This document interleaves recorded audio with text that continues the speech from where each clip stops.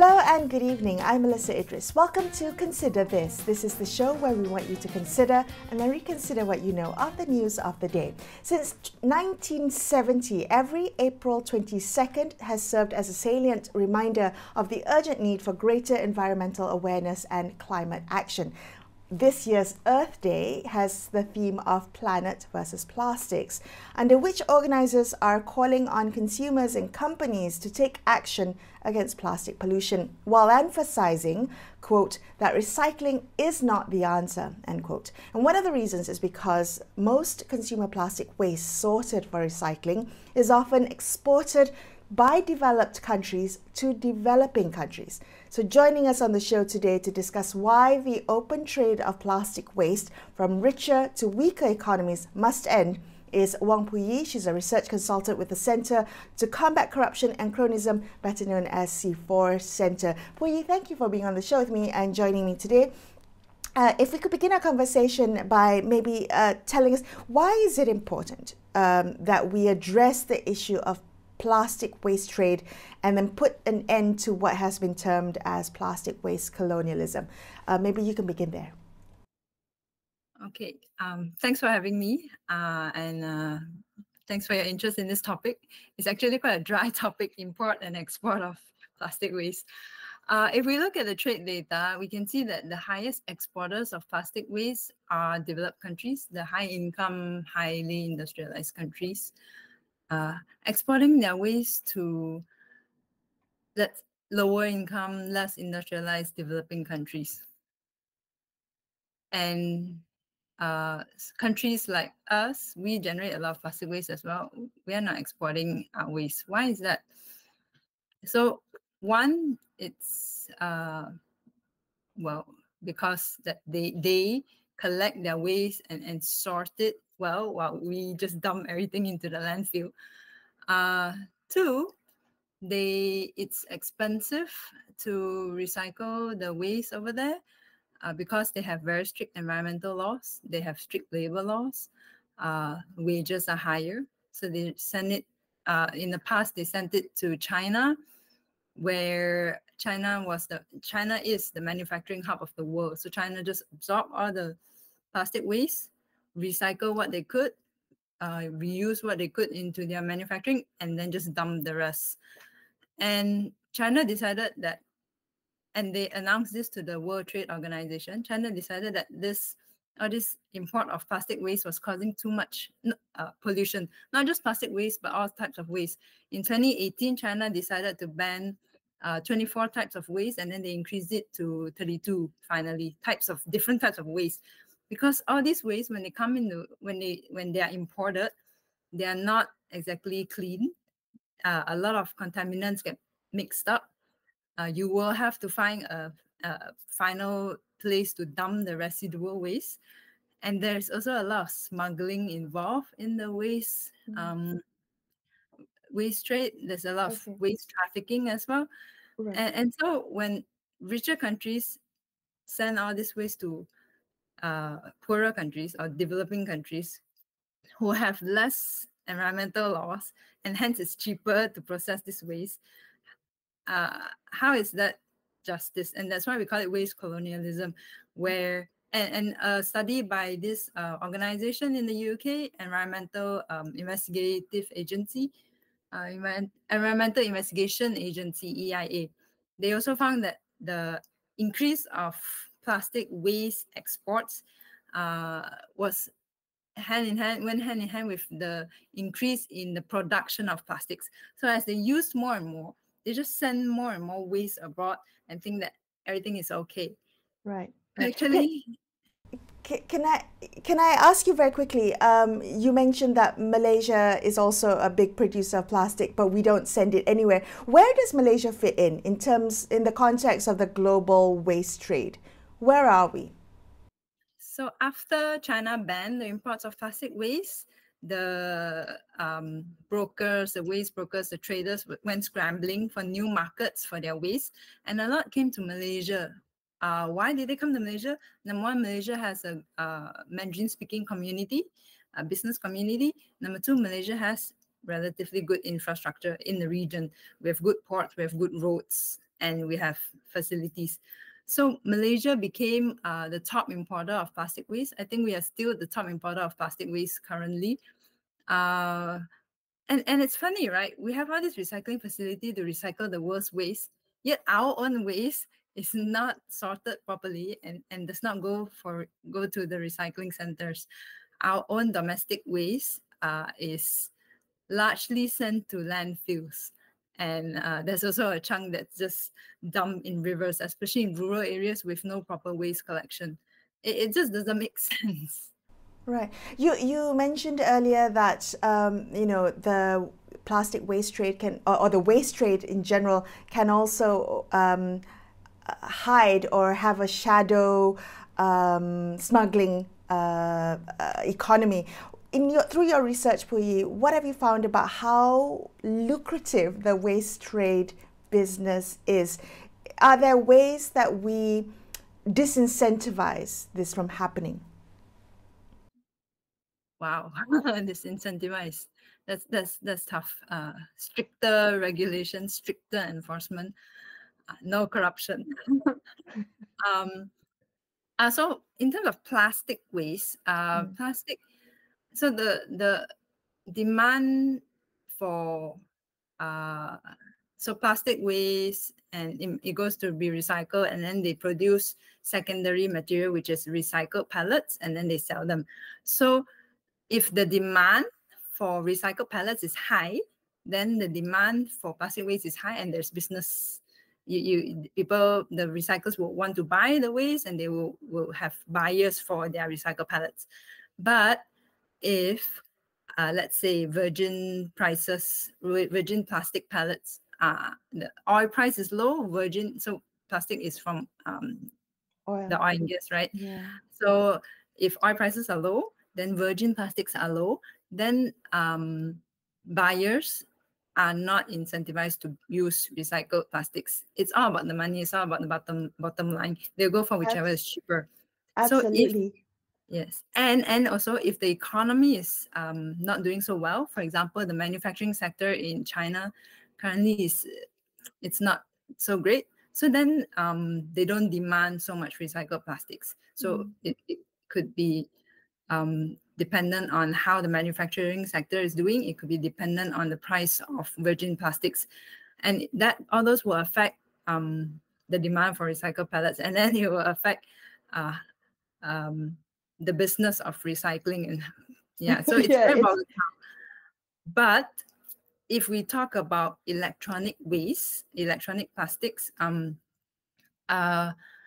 it can be lucrative for electronics, because if you bring in electronic waste, it's illegal, by the way, to import electronic waste to Malaysia, but it's coming in.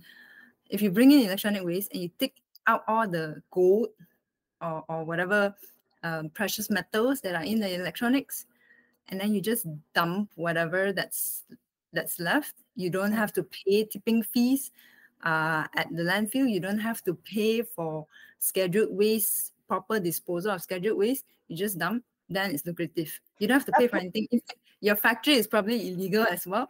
So you just bring in the raw materials, you take out all the precious metals, you sell it, and you don't pay you don't pay proper wages, you don't pay licenses, and then it becomes lucrative.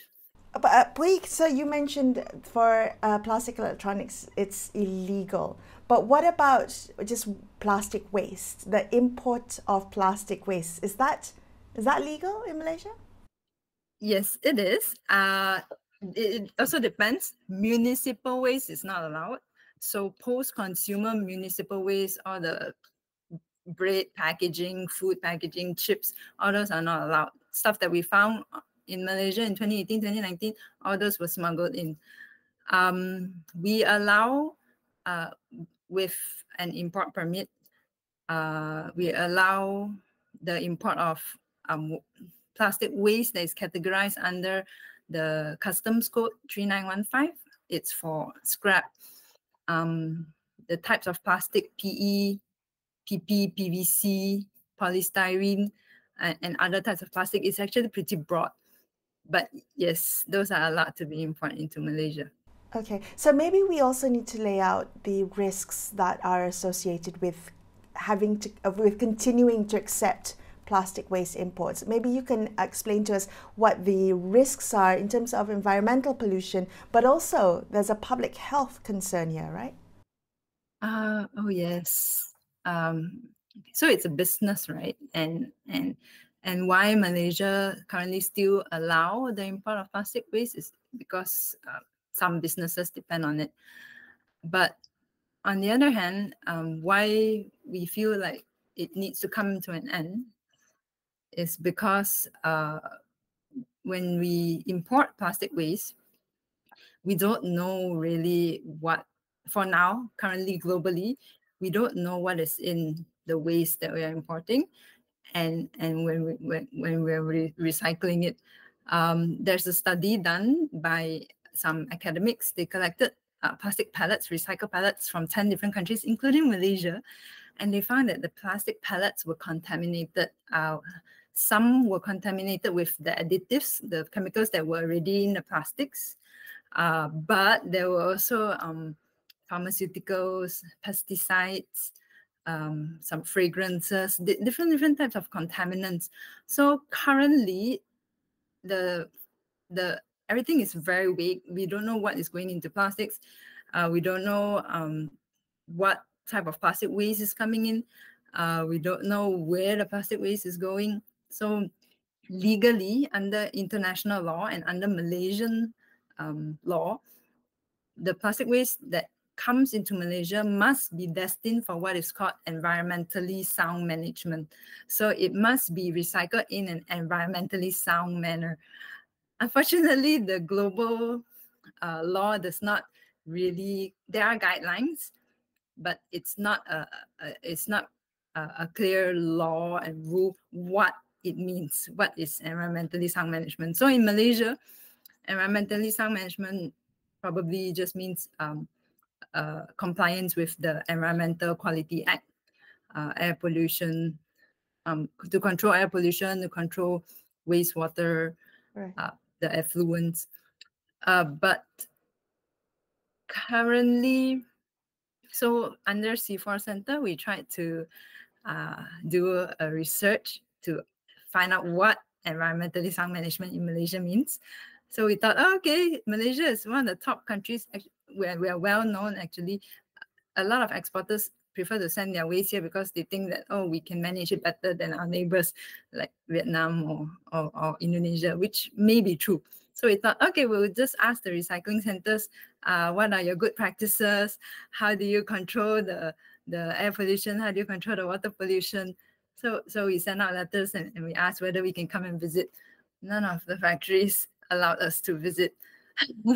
So in the end, we couldn't find the answers that we want. Definitely, if any plastic recyclers are watching this program, we still hope to receive an invitation to visit your factory and to see how you manage the plastic in an environmentally sound manner.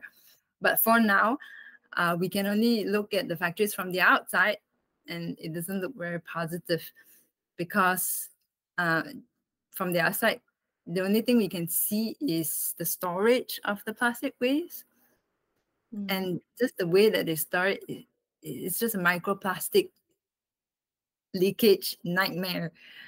Under the rain, under the sun, all the microplastics is just going everywhere into our rivers, into our oceans, into our fish. And with all the different additives and contaminants in the plastic waste, yeah. Right. Well, Puyi, thank you so much for sharing some of your research and your insights with us. Appreciate your time. That was researcher Wong Puyi from the C4 Center. We're going to take a quick break here and consider this. We will be back with more. Stay tuned.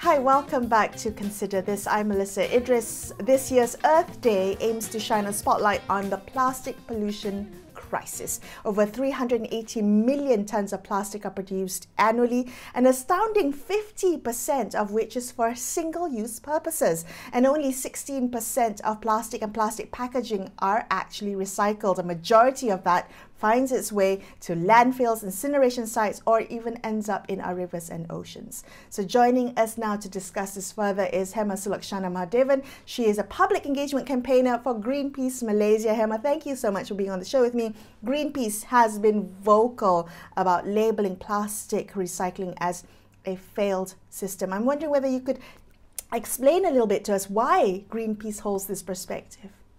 Well, worldwide, only 9% of plastic waste has been recycled, and in Malaysia, only 33.1% of plastic waste has been recycled as of 2022. We do not have the capacity to deal with our own waste.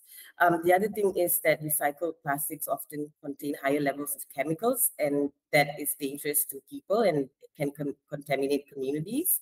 And the other thing is it's really not economical, because cost prevents plastic from being recycled. And since 2019, virgin plastics has actually become cheaper than recycled plastics.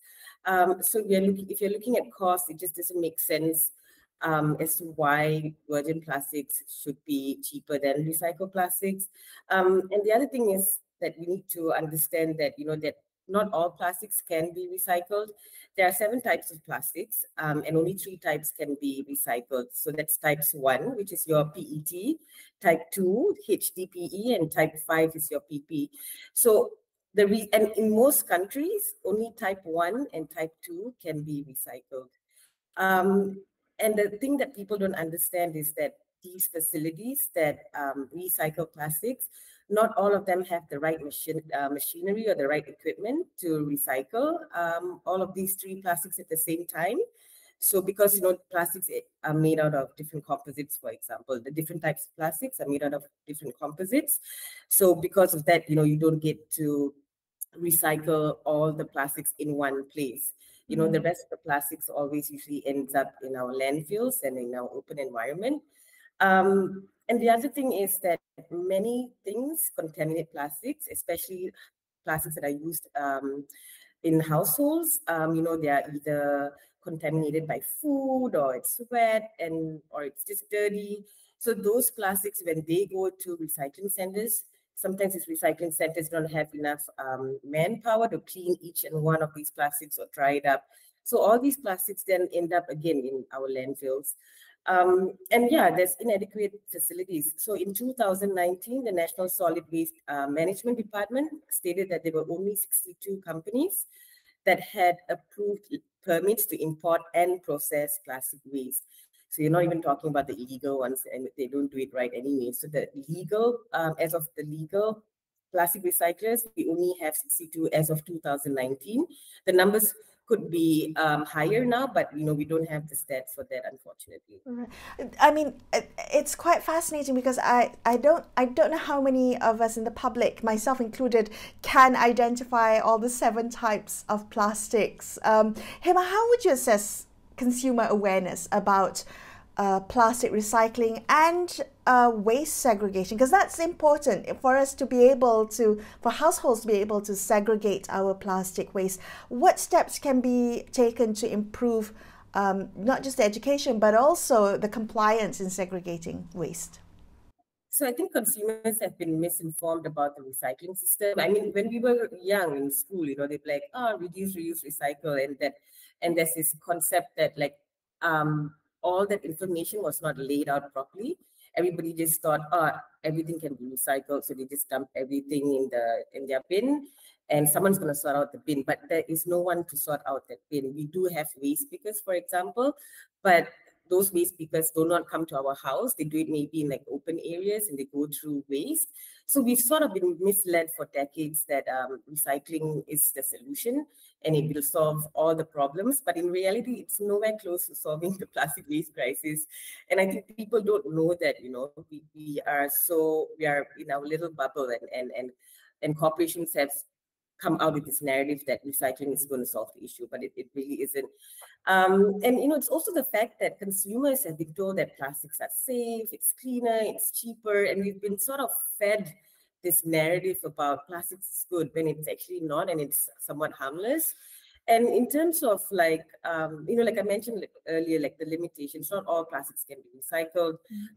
Contaminated plastics cannot be recycled.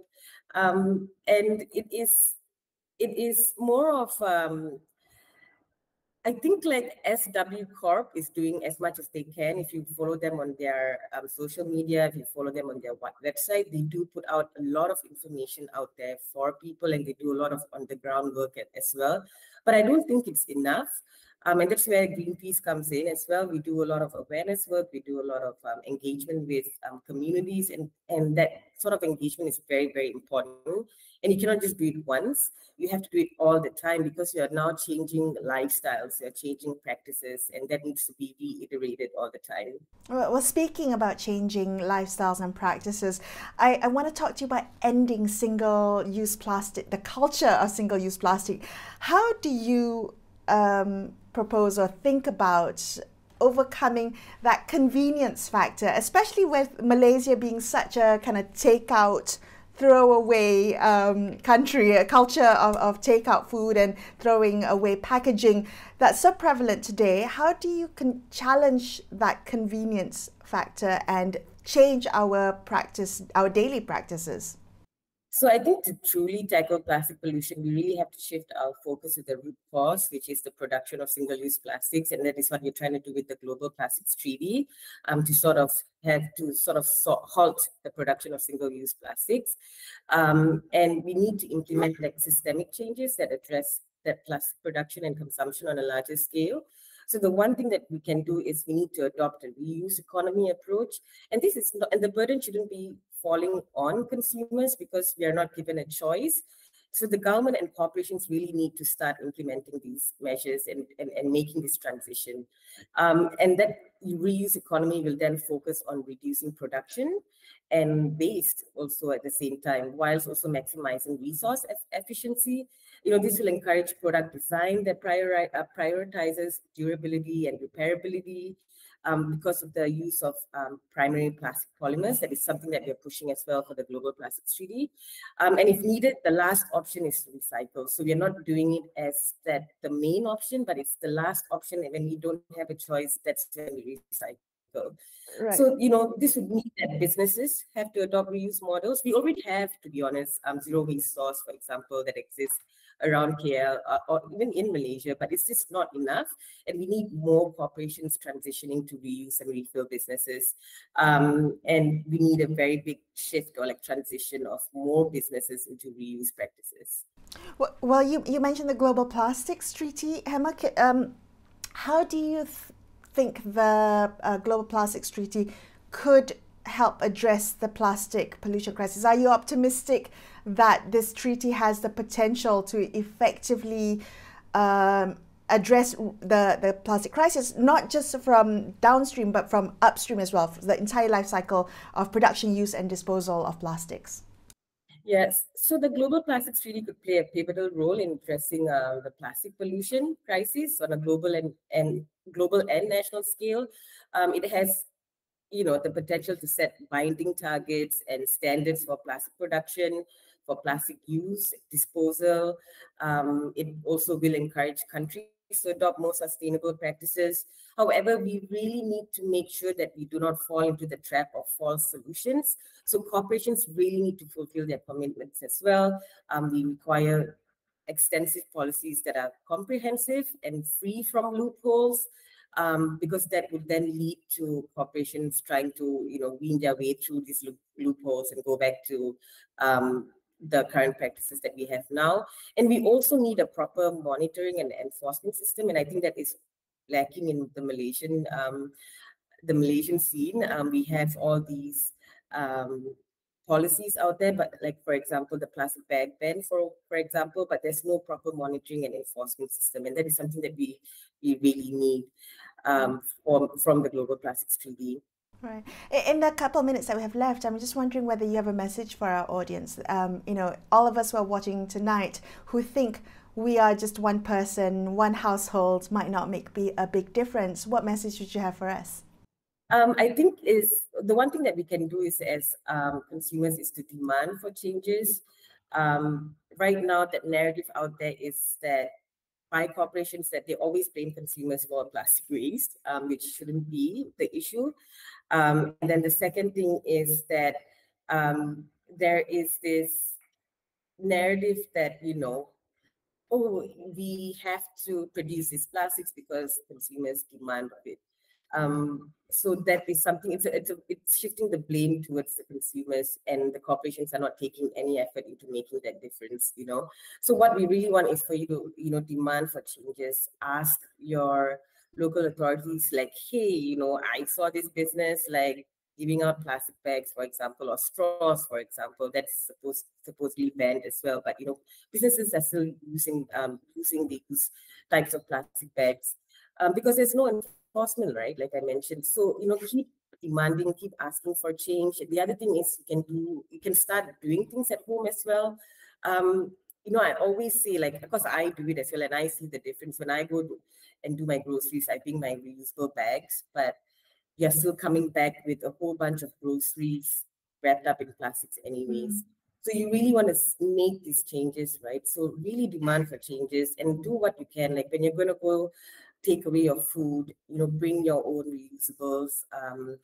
When you're going out, bring a water bottle with you. Don't buy a plastic water bottle, because recently Greenpeace actually had a river cleanup just along the Klang River, and most of the trash that we found within that hour a lot of it was plastic bottles just on the side of the river, like a lot of plastic bottles. So like, these are things that we can sort of avoid, like very, very simple things like this. And when people talk about, oh, it's going to cost so much, but there are a lot of cheaper options out there, number one. And number two, long term, you actually save a lot of money. So like a 20 ringgit water bottle, for example, would be way more cheaper than spending 2 ringgit on a bottle every time you go out, in that month or in that 2 months or so. So long-term wise, it's way better for us to go into, start practicing this reuse culture and practices, basically. Hema, thank you for being on the show with me. Hema Sulakshana Mahadevan there from Greenpeace Malaysia, wrapping up this episode of Consider This. I'm Melisa Idris, signing off for the evening. Thank you so much for watching. Good night.